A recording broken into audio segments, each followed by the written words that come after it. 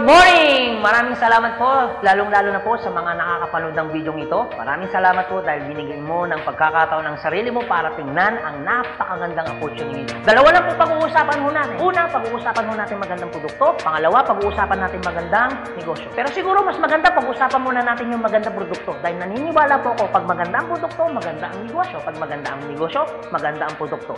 Ang maganda po dito sa product na pag-uusapan natin, ang involved health. Kung tatanungin ko po kayo, maganda bang negosyong health? Kung iisipin mo, magandang negosyong health. Pero at the back of your mind, hindi ka sigurado kung magandang health. Sige, tingnan natin. Kung tatanungin ko po kayo, importante ba sa tao ang health? O sobrang importante? Alam mo kung bakit ko tinanong yan? Simple. Pag tinanggal ko ang tao, may health. Pag tinanggal ko naman ang health, may tao. Ngayon uulitin ko, importante ba sa tao ang health? O sobrang importante? Kung sobrang importante sa tao ang health, anong ibig sabihin? Nagiging importante na rin sa tao ang business mo. Dahil ang business mo, health. Since tao po pag-uusapan mo natin, naniniwala po ba kayo na ang tao may katawan? Oo naman. Kung tatanungin ko pa kayo, importante ba sa tao ang katawan o sobrang importante? Kung sobrang importante sa tao ang katawan, what if mapabayaan ng tao ang katawan? So ano nangyayari? Nagkakasakit. Pag nagkakasakit ang tao, anong ginagawa? Nagpapadoktor, nagpapacheck up, nagpapagamot. Kung nagpapagamot ang tao, anong binibili? Siyempre, gamot. Ang gamot, gastos hindi. Siyempre, gastos. Pag hindi mo ginasusan, anong mangyayari sa sakit?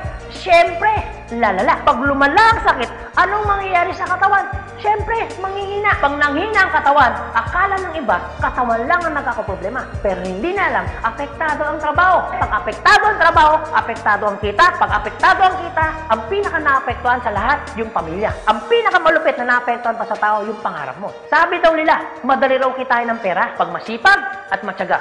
Opo, tama po, madaling kitain ng pera basta masipag, matyaga. Pero ito naman sasabihin ko sa'yo, the moment na magkasakit ka, madali rin ubusin ng sakit ang pera mo. Lagi ko po ito sinasabi, anin mo ang limpak-limpak mong salapi kung punong-puno ka naman ng sakit. At ang pinakamahirap po dyan, wala na nga pera, mahirap na nga, may sakit pa. Yun ang masakit. Since present ang sakit, ano ngayon ang gagawin mo para hindi magkasakit? Simple, wala ka ng choice. Uulitin ko, wala ka ng choice. Kailangan mo nang uminom ng food supplement. Alam kung bakit? Marami ng kumpanya ng tayo. Marami ng pharmaceutical ng tayo. At hindi naman nila i-inventoyin ang mga produktong yan kung hindi kailangan. Bakit? Kasi kailangan mo na talaga. Ngayon, pwede mo sabihin sa akin, teka lang Anthony, food supplement? Gastos yan eh. Opo, gastos nga ang food supplement. Pero ito naman sasabihin ko sa'yo, di bali nang gumastos ako, at least healthy naman ako. Bakit? Pag nakakasakit ka ba, ano bang ininom mo? Di ba gamot? O tanong, gastos hindi. Di ba gastos? Kung ikaw tatanungin ko, anong gusto mo? Gumagastos ka na healthy ka? O gumagastos ka, may sakit ka? Parehas ng gastos. Ang malupit mo niyan, every time na gumagastos ka, may sakit ka pa. Komportable ang katawan? Siyempre hindi. Sabihin na natin gumagastos ka dito, at least healthy ka naman. Ang pinakamaganda sa lahat, bukod sa healthy ka na, business mo pa. Dahil business mo, kumikita ka pa. Ang pinakamaganda sa lahat, bukod sa healthy ka na, kumikita ka pa. Bukod sa kumikita ka na, healthy ka pa. Ano ngayon ang pakiramdam na bukod sa healthy at kumikita ka na, nakakatulong ka pa? Maganda o napakaganda? O sige, pag-usapan naman natin yung magandang negosyo. Maaaring nagustuhan mo yung product, maaaring bibili ka ng product. Pero ito yung totoo, gagawin mo kayong negosyo. Kasi bakit? Pag business ang pinag-uusapan, hindi naman kasi lahat ng tao business-oriented. Karamihan ng tao is career-oriented. Alam mo kung bakit? Marami kasing tao na pagdating sa business, ang dami niyang perspective. Alam mo isa sa mga perspective ng tao pagdating sa negosyo? Una, wala akong pera. Pwede mo sabihin sa akin, teka lang Anthony, wala naman akong pera. Kanina, nung pinapanood mong video nito, wala kang problema. Pero ngayon, may problema ka na. Ano? Pera. Pangalawa, ang maaaring problema mo, wala akong time. Pwede mo sabihin sa akin, teka lang Anthony, okay yung negosyo, kaso nga lang wala akong time. Walang kaso. Pero mayroong mas worse. Wala ka nang time. Wala ka pang pera. Pangatlo, maaaring itong problema mo. Teka lang Anthony, okay yung business, kaso nga lang hindi ko yan alam. Hindi ko yan hilig. Hindi ko yan linya. Ew. Pero ito yung totoo. Marami naman tao sa labas na ginagawa niya linya niya, ginagawa niya hilig niya. Pero tanong, kamusta ang buhay? Sabihin na natin hindi mo to hilig. Sabihin na natin, hindi mo rin tuloy niya. Pero ito sasabihin ko, kung ito naman ang magpapabago ng buhay mo, bakit hindi mo siya ninyahin? Pang-apat, maaaring ito isa sa mga problema mo. Teka lang, Anthony, okay ang business. Kaso nga lang, risky yan. Naku, malulugi lang ako. Ang pinakamalupit, hindi mo pa tinatayo yung negosyo mo, feeling mo, lugi ka na. Ang matindi niyan, ano malulugi sa'yo? Eh di ba sabi mo, wala kang pera? Eto tanong, kung problema mo ang pera, problema mo ang oras, problema mo dahil wala kang alam, kasi iniisip mo baka malugi ka, ito sasabihin ko. Hindi lang naman to ang una or pangalawang pagkakataon na pwede kang ma-involve sa business. Kung yan ang problema mo, bakit? Pagdating kayo ng panahon, yan pa rin kayo problema mo. Pag-usapan po natin ang life cycle. Naniniwala ka bang may life cycle? Oo naman, importante po ang life cycle. Kasi po, hindi po magiging balanse ang mundo pag walang life cycle. Isa sa mga dinadaanan ng tao na life cycle, yung pag-aaral. Kung ikaw magkakaanak o magkakaanak pa lang, pag-aralin hindi. Siyempre, pag-aaralin. Kawawa naman yung bata pag hindi natuto, hindi marunong magsulat, hindi marunong magbasa. Pagkatapos mag-aral, anong susunod? Siyempre, gagraduate. Pagkatapos graduate, anong susunod? Siyempre, magtatrabaho. Pero pansinin mo to. Meron po mga tao hindi nakapag-aral, hindi nakagraduate, pero nagtatrabaho. Bakit? Isa sa mga life cycle po na dinadaan ng tao, kailangan po magtrabaho. Etong tanong, gusto niyo po ba habang buhay nagtatrabaho? Siyempre, hindi. Gustuin niyo man po magtrabaho ng 60 to 65 years old, wala na ho kayong choice. Ang sasabihin ng boss mo, you're out. Bakit? Anong tawag ko doon? Retire. Pag kayo po ba nag-retire, may pera wala? Siyempre, meron. Anong tawag mo doon? Retirement fee. Dahil ikaw ay nag-retire, ang trabaho, tuloy tigil. Siyempre, tigil. Pag tigil ang trabaho, ang sweldo, tuloy tigil. Siyempre, tigil. Dahil tigil ang trabaho, tigil ang sweldo, ang gastos, tuloy tigil. Siyempre, tuloy. Dahil tuloy ang gastos, ang retirement fee na pinaghirapan mo, maubos hindi. Siyempre, pwedeng maubos. Para hindi maubos ang perang pinaghirapan mo, anong gagawin mo? Maaaring naiisip mo ngayon kung ikaw nakakapanood ng video nito. Maaaring siguradong maiisip mo ngayon, business. Ito tanong. Kung papasok ka ngayon sa business para hindi maubos ang pera mo, teka lang, akala ko ba kanina, iniisip mo, teka lang Anthony, wala akong pera kasi mamumulan ako dyan. Pero sabihin ko, kung iniisip mo kanina, wala kang puhunan, mamumuhunan ka kasi, eh di ba ganun din dito? Mamumuhunan ka rin? Di ba sabi mo kanina, wala akong time? Kung iniisip mo na wala kang oras, bakit? Pagtungtong mo ng 60, 65, may oras ka ba ba? Sabi mo kanina, wala kang alam. Pero tanong, bakit pagtungtong mo ng 60, may alam ka? Buong buhay mo nagtrabaho, hindi ng business. Dahil wala kang alam sa business, anong mangyayari sa pera mo? Siyempre, mauubos. Anong sense, nagtrabaho mo ng buong buhay mo, papasok ka sa business, dahil wala kang alam sa business, ang perang pinaghirapan mo, mauubos lang. Kaya marami pong mga tao nagre-retire, pumapasok sa business, still broke pa rin. Alam kung bakit? Kasi wala silang alam sa business. Kung ikaw ang nakakapanood ng video nito, huwag po kayo mag-alala. Kasi bakit? Later pa naman yan. Pero kung tatanungin kita, kung papasok ka lang naman pala sa business, anong gusto mo? Ngayon o later? Alam mo kung bakit ngayon? Simple. Pag ngayon mo ba inaral ang business, ngayon ka nag-decision mag-business, ngayon mo ginawa ang business, ngayon mo matututunan? Yes. Ngayon ka rin kikita? Yes. Pero pag later ka nag-decision mag-business, later mo ginawa ang mag-business, later kang pumasok mag-business, later mo inaral ang business, later mo matututunan? Yes. Later ka rin kikita? Yes. Kung papasok ka sa business, anong gusto mo? Ngayon o later? O sige Anthony, nagustuhan ko yung magandang negosyo, nagustuhan ko rin yung magandang produkto. Pero ito tanong, paano ko siya umpisan? Anong gagawin ko? Paano ako magiging membro ng AIM Global? Galito po kasi yan. Una po, kailangan nyo pong bumili ng global package. Tanong, magkano naman ang global package? Ang global package po ay 7,980 pesos. Pero teka lang Anthony, mukhang yata ang laki. Opo, malaki po siya kung gastos.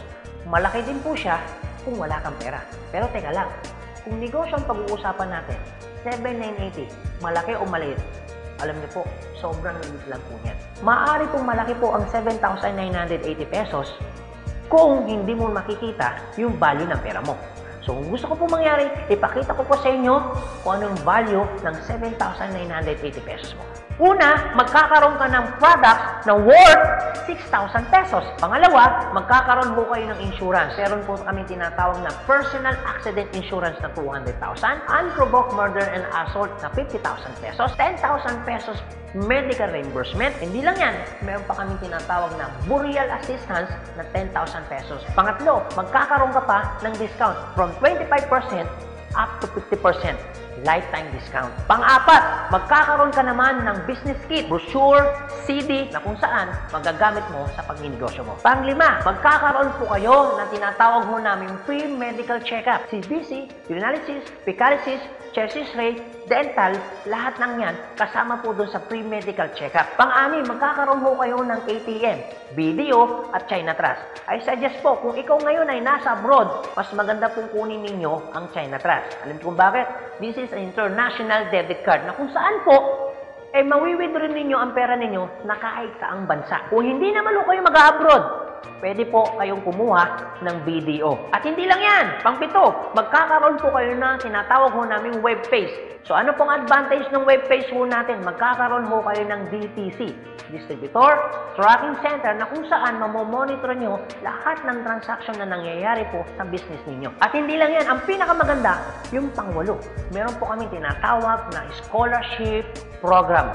So ibig sabihin, pag naging member ka ng AIM Global, automatic bibigyan ho namin kayo ng scholarship certificate. So ang maganda po doon, sa scholarship po natin, transferable. Ibig sabihin, kung ikaw yung member, siya hindi member, kahit hindi mo kakilala, pwede niyo po itong i-transfer. At hindi lang ho yan. Ang maganda po sa scholarship po natin, ito po ay wala pong expiration. Kung ngayon ka ng member, bukas o bukas makalawa o 2 to 3 years from now, saka mo palang ginamit yung scholarship po namin o yung certificate po namin, hindi po siya may expire. Pwede nyo pa rin siyang gamitin. Ang maganda po dun sa scholar certificate po namin, wala ho tayong quota. No hidden agenda. Na pag yung bata po in-enroll mo na, hindi ho kayo obligado na gawin yung negosyo.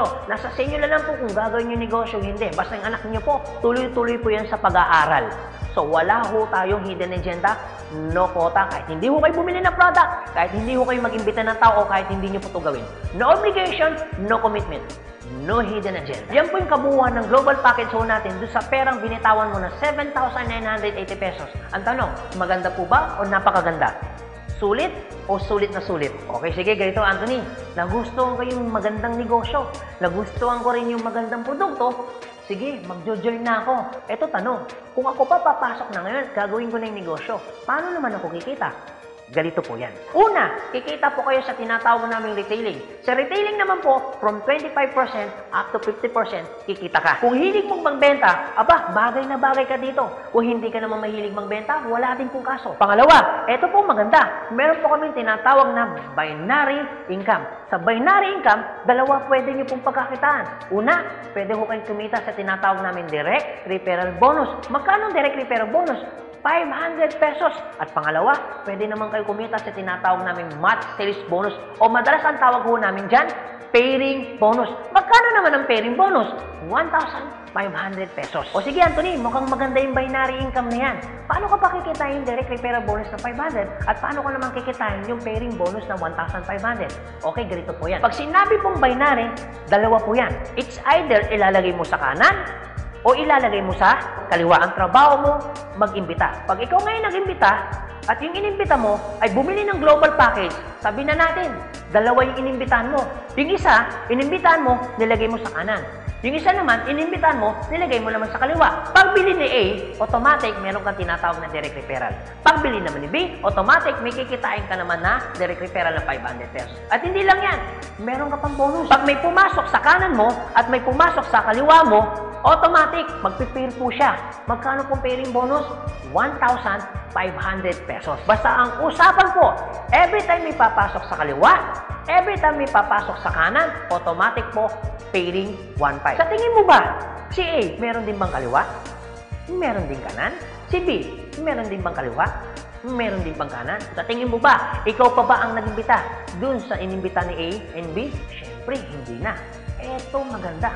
Sa labas, no work, no pay. Pero sa amin, yung taong dinala ni A at ni B, automatic, kikita ka pa rin ng pairing bonus. Magkano pairing bonus? 1,500 pesos. Ibig sabihin, dalawa yung pumasok. Magkano po yun? So, ibig sabihin, kikita ka ng 3,000 pesos. No work, pero with pay. Sa tingin niyo po, pagdating po ng panahon, yung grupo po ni A, dadami? Yung grupo naman ni B, dadami? Oo naman. So tanong, may iwasan bang lumaki? Siyempre, hindi. Eh what if, Anthony, may pumasok isa? may pumasok isa, araw-araw. Anong ibig sabihin po niyan? Eh di ibig sabihin, araw-araw po, kikita ka ng 1.5. Eh paano kung ganito, Anthony? Dahil lumalaki po ang grupo, eh paano kung may pumasok 10 dito? Eh paano kung may pumasok dito 10 dito? Anong ibig sabihin yan? Eh di 10 po ng 1.5. So magkano yung 10 ng 1.5? Eh di 15,000. Eh paano kung araw-araw yan? Eh di ang ibig sabihin po yan, araw-araw po yan, 15,000, 15,000. Tuloy-tuloy po yan. Ang pinakamaganda niyan, yung 15,000 po ba? Malaki maliit? Siyempre malaki. Pero hindi lang po yan. You have opportunity para kumita ng 24,000 pesos per day. Alam ko medyo nag-iisip ka. Maaaring iniisip mo na hindi ka kikita. Pero maaaring iniisip mo rin na kikita ka. Pero kung mag-isip ka ng hindi ka kikita, kung mag-iisip ka ng kikita ka, para sa ginawa mo, nag-isip ka pa rin. Pero kung mag-iisip ka lang naman, mas maganda lang pong nag-iisip ka, nakikita ka, kaysa naman nag-iisip na hindi ka kikita. Ito po masasabi ko sa inyo. Kung gusto mo ng pagbabago sa buhay, dapat may baguhin ka. Pero pag wala kang binago, walang mababago. Ang tanong, gusto mo ba ng pagbabago sa buhay? Siyempre, oo. Ang tanong, kailan mo uumpisahan ng pagbabago? So guys, maraming salamat po sa inyong lahat. God bless, and to God be the glory. See you at the top. Thank you.